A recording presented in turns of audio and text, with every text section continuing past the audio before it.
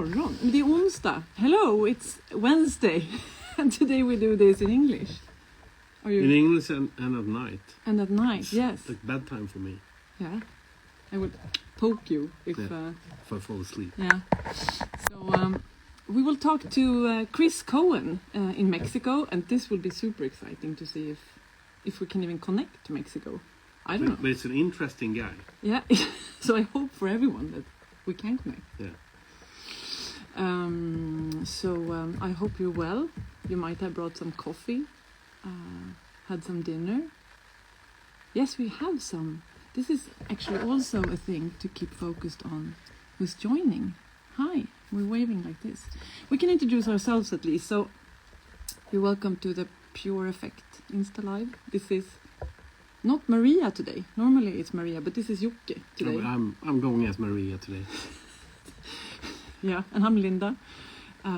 Maria is normally my partner in crime during the lives, but not tonight.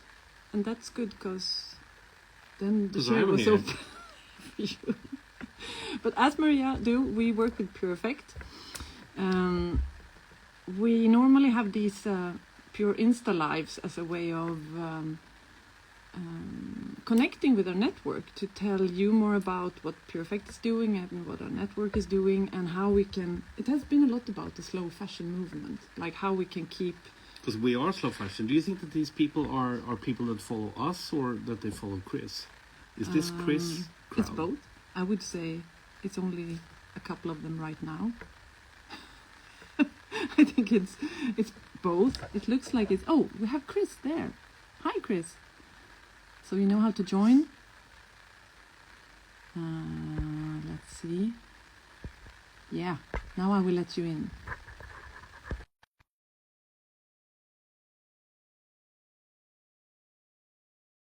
Way.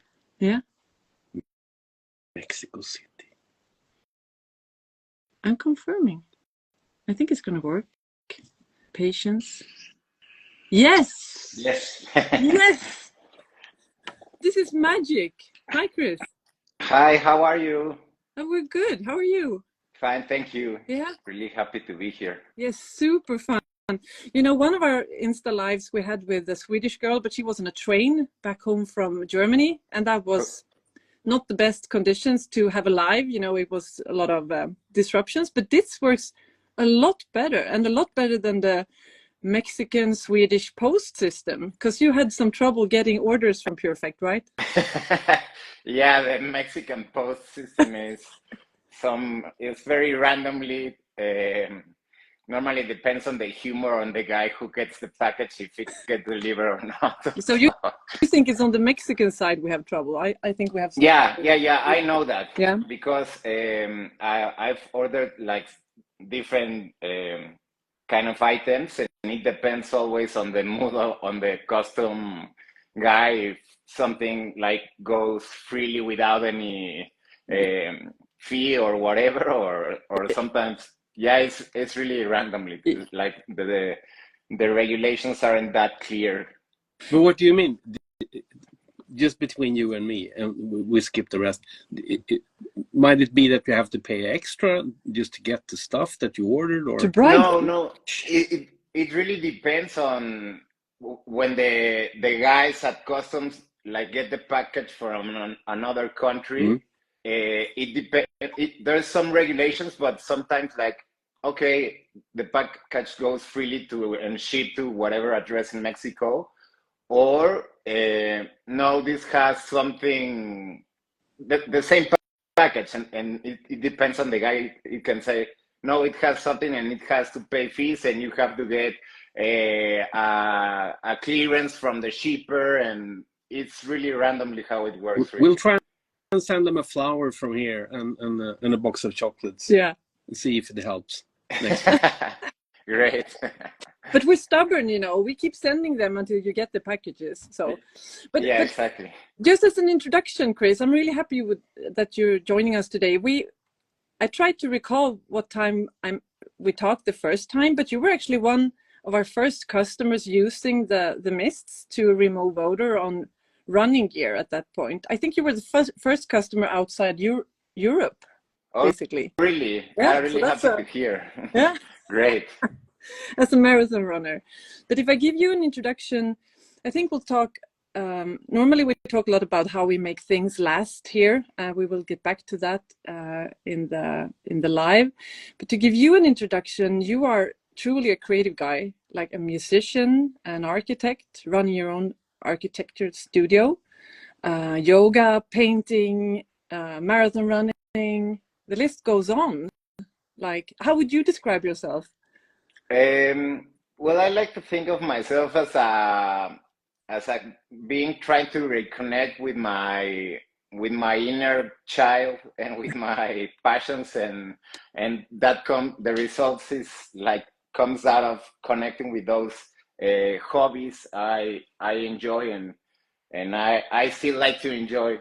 Sometimes as we grow, we think of, oh, I really love to use that thing as a kid or as a teenager, and I think we have to connect more with those gut feelings and those things that moved us and moved our soul. And that's how I got into painting again and into art. As a kid, I've always been really connected to music and architecture. Always I've really enjoyed like doing sketches and seeing spaces, and so I think it's like me reconnecting with my inner with my inner child. It's playful then. Yeah. Yeah. Is there anything that is more important to you than the other? Are you more a musician or artist, or than you are an architect, or Um, on I the day in the think week? it's I think it's the balance between them. Since a kid, I've been really connected to music, and I really enjoy the music. Perhaps in that sense, I've been connected more to music like for most of my life. Architecture, I started studying like a bit older, but I've always been really fond of space, and but I think none is more important than the other, and there's a huge relationship between them, in the sense that, for example, I like on my music to like to have this importance of silence between the notes, and that when you get to listen to my songs, like your frequency elevates and like your pace lowers. And regarding architecture, it's the same exercise. I always like to remove elements to embrace like the emptiness of the space, and that relationship of emptiness in space and silence in music, it's really like correlated and really intentional with all, also with my paintings, with all that I'm creating, in order to like to there's this quote that in silent when we're in silence, we unite. So thinking of a more spiritual and meditative aspect, but this is like what I'm trying to achieve through all my disciplines and through all my hobbies. So it's a none is more important than the other, because it's part of the same creative process. But are you a structured guy? So you're like silence every day to just reconnect? Or I understand you're silent every now and then, but are you like Yes, I meditating? really enjoy like silence. I do a lot of meditation on the mornings, on the nights, journaling. When I go running, I've been almost 10 years without like a running crew.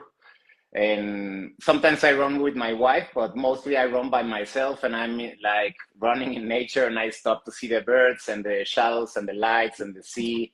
And it's a bit of reconnecting with like my higher self, I think.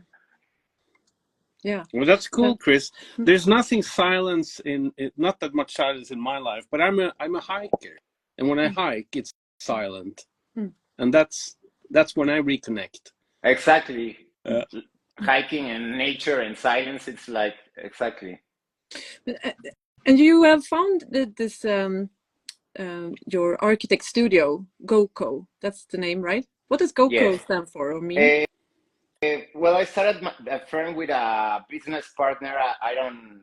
I don't have that business partner anymore. But the idea of the name was to have like the Muji brand, which means nothing. Yeah. So it's like phonetically something. It has to do with our last names, but it doesn't mean anything. So I think it's an exercise of the antithesis of the normally architecture firms, which is like my last name brand and the architecture firm, and this is like more of an egoless, selfless name.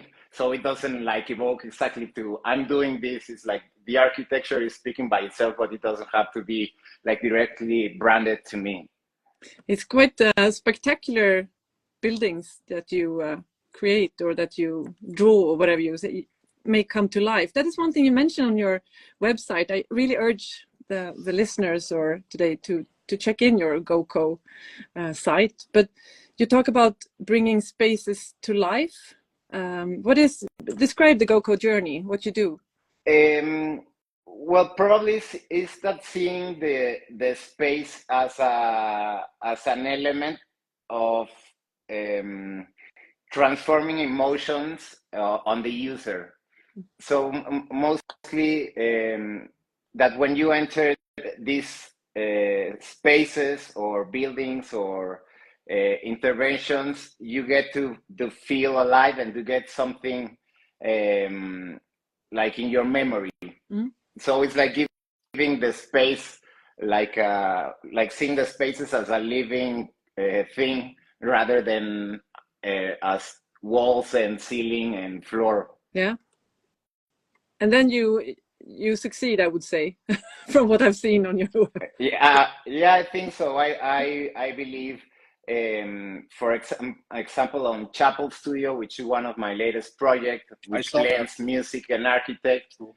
I've taken some musician friends over there, like to know the space, and a few of them have commented like, wow, this really inspires musicians to create music. Because normally music studios are really stuffed with visual elements, acoustic elements, and you feel like more overwhelmed instead of relaxed and on a higher frequency, which is the state you need to be in to create music.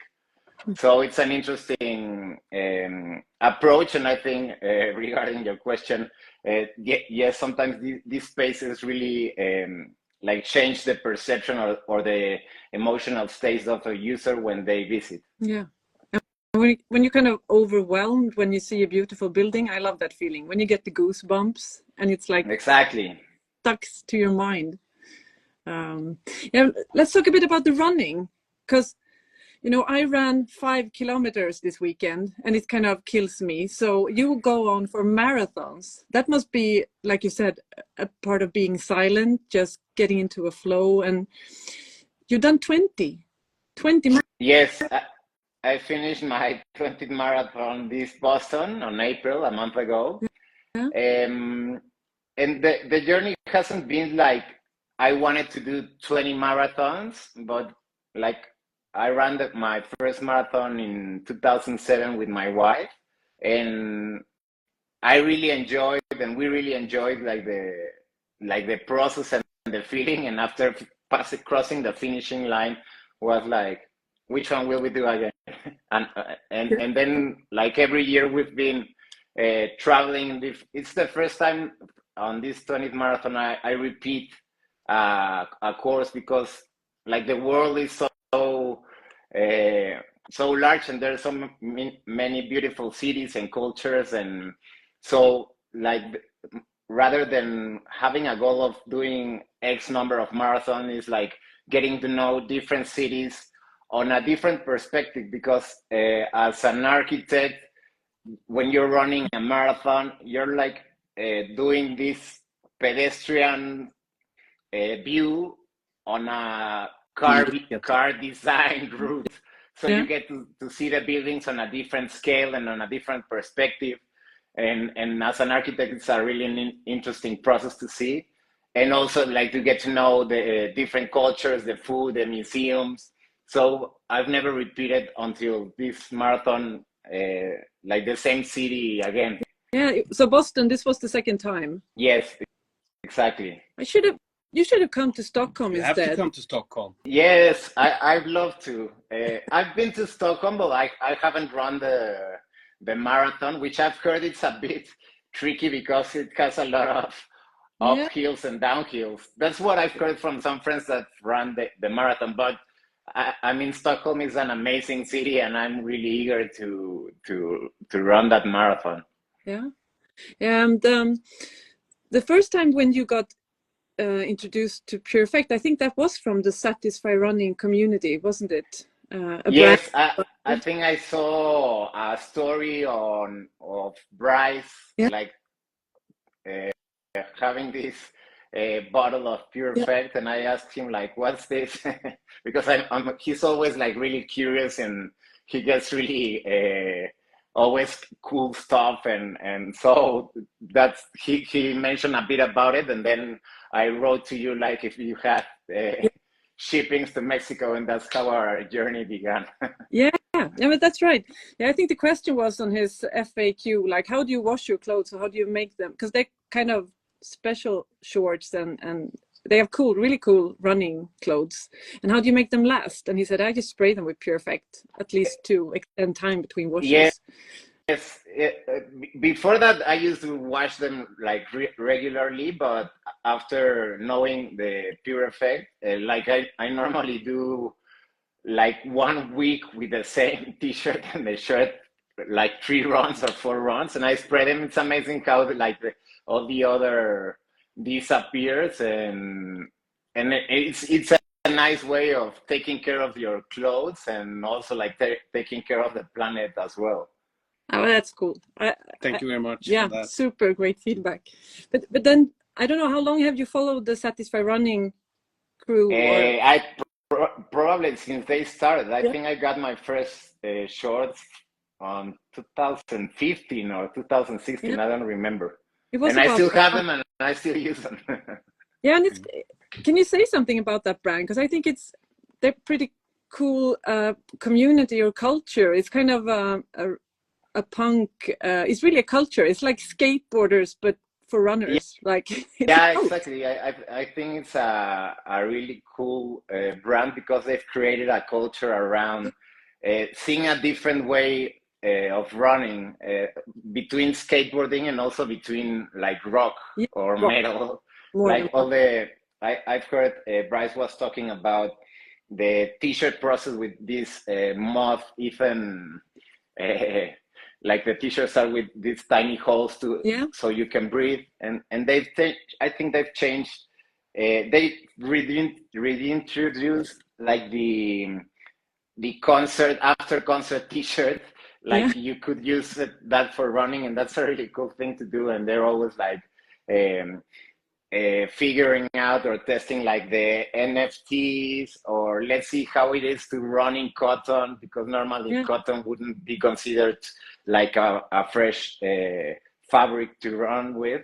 And it works. Like all the things they do, they really work, and they do really interesting collaborations, and they've created like really interesting culture around it. I mean, I've gotten messages from random guys like, "Hey, could you sell me that t-shirt because like a Satisfied t-shirt, because it was sold out and I haven't found it anywhere else." And I was like, "No, that's mine, and that's the one I use for running like my marathons." It's like but I mean vintage the exercise, exactly, and the exercise is really interesting when you see like these fans like looking for the gear randomly around to get this feeling of belonging. So I think, and they are also really into like taking care of the planet and sustainable fashion. So I really, it's my favorite sports brand.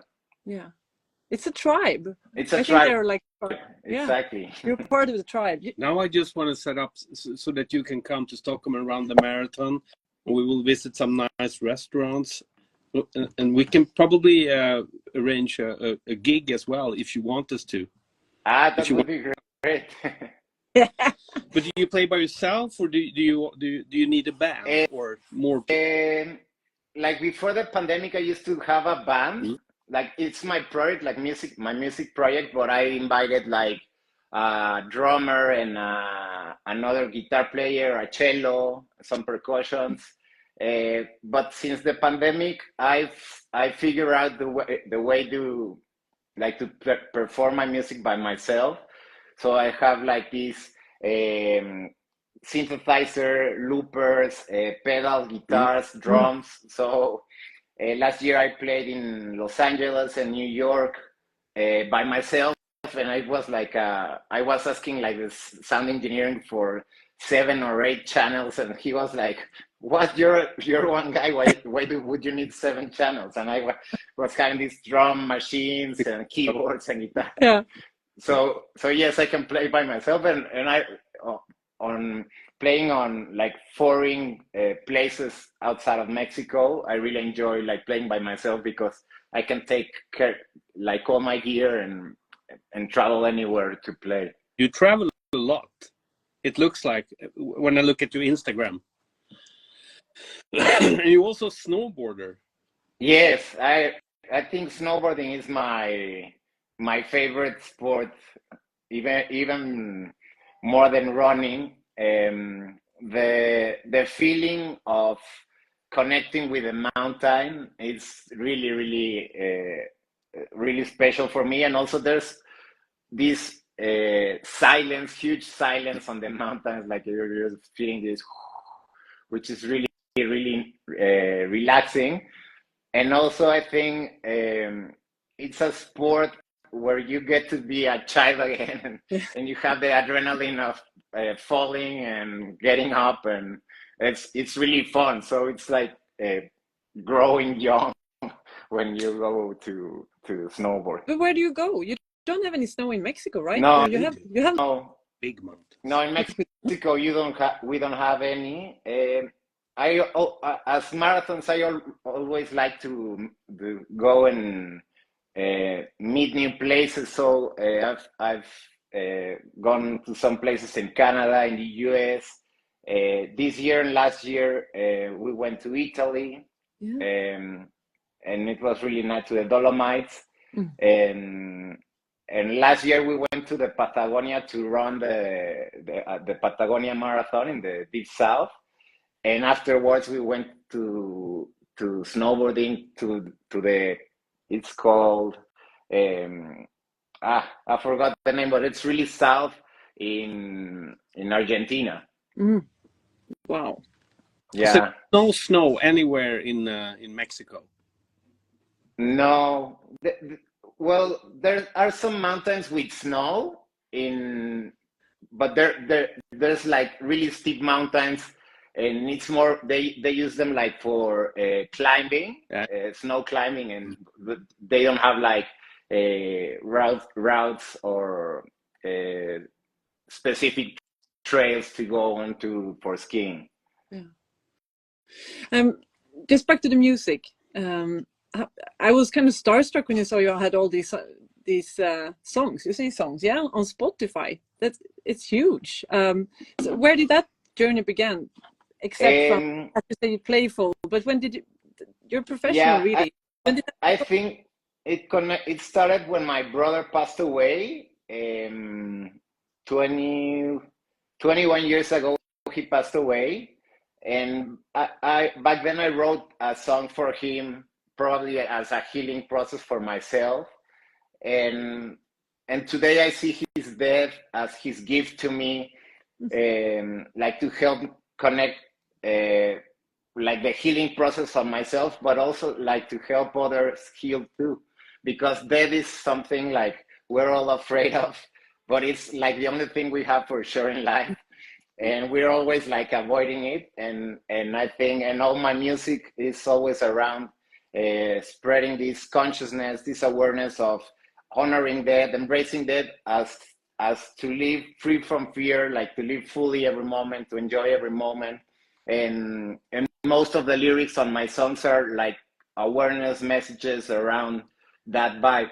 So that's how my the music journey began, and since then I've been releasing different musics, and songs and EPs and collaborations, and so it's been a like a side project of my architecture, because I live out of my design projects, but like the music has been growing every year, and I'm also really open to see where it takes me. And then the music is a gift from you to everyone else as well, as yeah, and also Yeah, for exactly. yeah, as generous. We got here. Thanks for sharing the story too. Thank you. Music is powerful. I really find it a way of amplifying feelings, or getting rid of feelings, or giving birth to. You know me in the car sometimes. It's loud.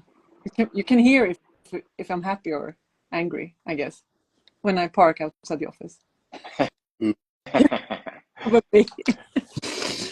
So I had this question. I was thinking, we always talk about, or you might not know because we do these lives normally in Swedish, but we talk a lot about life hacks, like things that, even though you're a guy that goes deep, you might have some cutting the corners, like things in your life that helps you around the your work or the running. Yeah, life hacks. Discipline probably would be one. We have sometimes the misconception of discipline as like setting rules, like to have this structure, an inner structure, but I think discipline, like if you follow it like from your heart, it can like free yourself to do whatever you want to. Yeah. And I think also a life hack would be believing in yourself. Like if you don't believe in yourself, nobody else will. And sometimes it's difficult. Like you have that inner voice inside you that's telling you to go somewhere, and you start like to question yourself, to doubt yourself, and maybe I'm not good enough, or maybe whatever like the mind plays.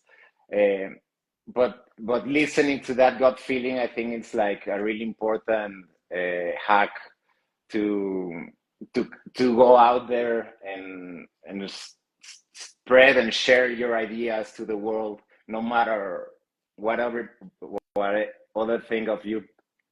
You just have to believe in yourself and be yourself. Not always that easy, but you say you just go down to the gut feeling and drive from there. Exactly. So any thoughts, or I just continue? Many thoughts. Oh, yes. You But took the silence as a... No, but it is true. It's discipline for me too, as well. Yeah, just keep showing up. No, but you do what you want to do, but you need to do it. You can just do it. Exactly. Show up. Structure is not that fun, not that good. Is that your way of getting in shape for marathons, or making a record, or it's discipline that's the key for you? Yes, probably. Yes, probably discipline is like on many things. In case of marathons, it's like the discipline of getting up, showing up every day, doing the strength workout, the saying no to events, like social events at night because you have to run early in the morning, saying no to sugar and to like junk food when you want to do some on the weekend. I think yeah, the more you there's this kind of paradox, because you have to be very disciplined during the training, but also like race day, you have to be like very relaxed and open, and you've done like all your training journey, and now on the race day you have to like surrender and let go, and whatever comes, because it will come, the pain, the aching, the whatever, you have to like free yourself from that and like trust the process, and don't be like so hard on yourself because you've already done the work. You could really be a marathon coach. Maybe you could. Yeah, probably. That would be interesting. another hobby. No, but also talking about life hacks or connecting to, no, that's not really a life hack question, but I was thinking of, since you have this, as I perceive you, this very warm and deep feeling for other people and for the planet and so on.